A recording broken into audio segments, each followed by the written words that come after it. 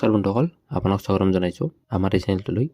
আজি এই ভিডিঅ'টোত মই লৈ আহিছোঁ কালেক্টিভ নাউন্সৰ ওপৰত, ইংলিছৰ কালেক্টিভ নাউন্সৰ ওপৰত কিছুমান ইম্পৰ্টেণ্ট জিকে, অৰ্থাৎ গ্ৰুপছ অফ এনিমেল, হাতীৰ গোটবোৰক কি বুলি কোৱা হয়, বা সিংহৰ জাকটোক বা গোটবোৰক কি বুলি কোৱা হয়, এনেধৰণৰ কিছুমান কুৱেশ্যন লৈ আহিছোঁ।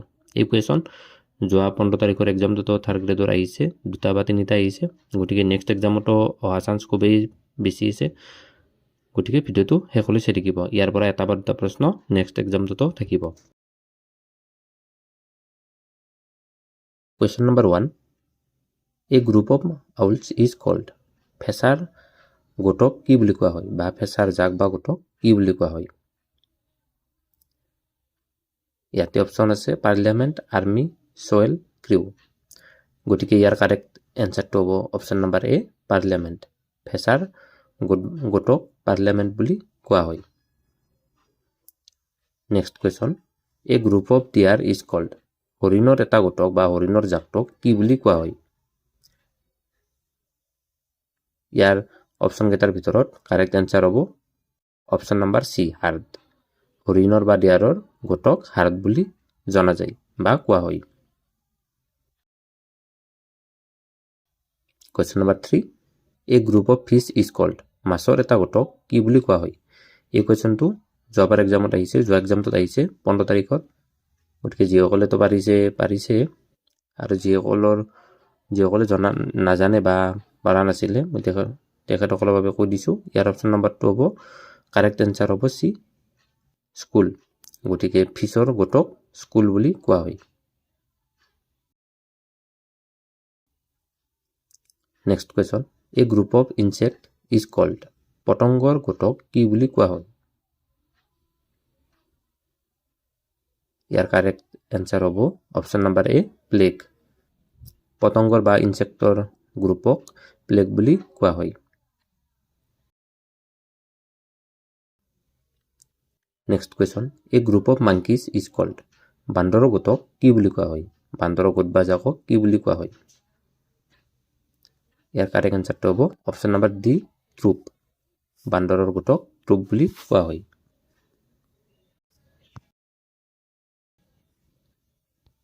Next question, a group of whales is called. তিমি মাছৰ গোটক কি বুলি কোৱা হয়? গতিকে ইয়াৰ কাৰেক্ট এনচাৰটো হ'ব অপশ্যন নম্বৰ এ, স্কুল। গতিকে মাছেই হওক বা তিমি হওক, ইহঁতৰ গ্ৰুপবোৰক বা গোটক স্কুল বুলি কোৱা হয়। সেইটো মনত ৰাখিব।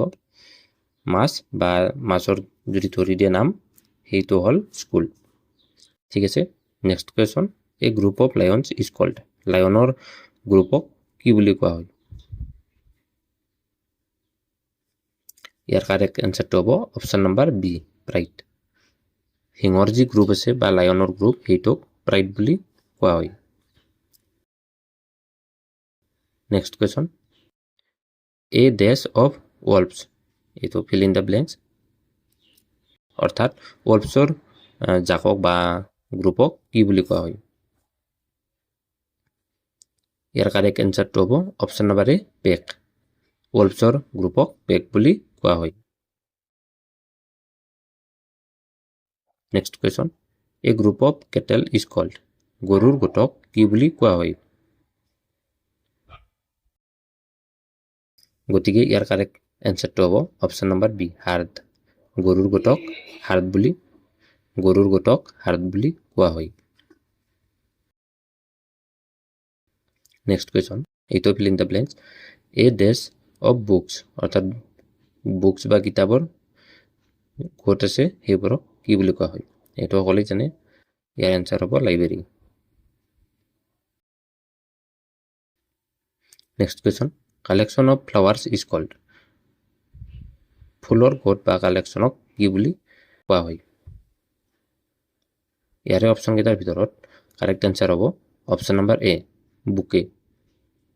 ফ্লাৱাৰৰ যি কালেকশ্যন বা গ্ৰুপ, সেইটোক বুকে বুলি কোৱা হয়। Next question, group of sheeps is called. ভেড়াৰ গোটক কি বুলি কোৱা হয়? গতিকে ইয়াৰ কাৰেক্ট এনচাৰটো হ'ব অপশ্যন নম্বৰ চি, ফ্লক। ভেড়াৰ গোট বা জাকক ফ্লক বুলি কোৱা হয়? Next question, a group of rabbit is called. ৰেবিটৰ গ্ৰুপক কি বুলি কোৱা হয়? গতিকে ইয়াৰ কাৰেক্ট এনচাৰ হ'ব option number A, nest. Rabbit বা শহাৰ গ্ৰুপক নেষ্ট বুলি কোৱা হয়। Next question, a group of bees is called. মৌমাখিৰ গোটক কি বুলি কোৱা হয়? গতিকে ইয়াৰ অপশ্যন কেইটাৰ ভিতৰত কাৰেক্ট এনচাৰটো হ'ব অপশ্যন নম্বৰ বি, সোৱাৰ্ম। মৌমাখিৰ গোটক সোৱাৰ্ম বুলি কোৱা হয়। Next question, a group of parrots is called. ভাটৌৰ গোটক কি বুলি কোৱা হয়?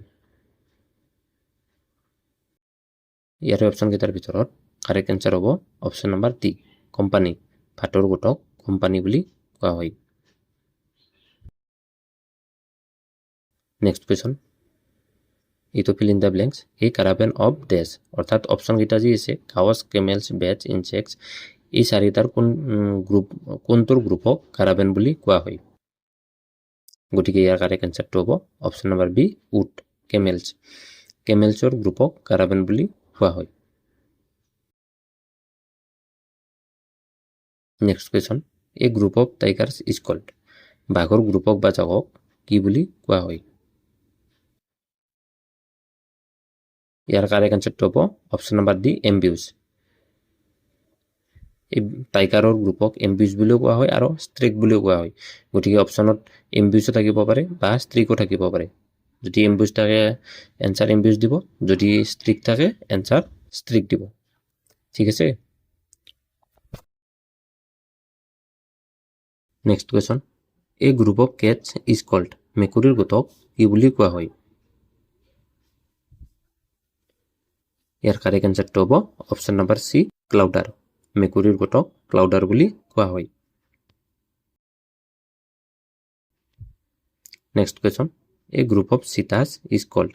চিতা যি আছে সেই চিতাৰ গ্ৰুপক কি বুলি কোৱা হয়?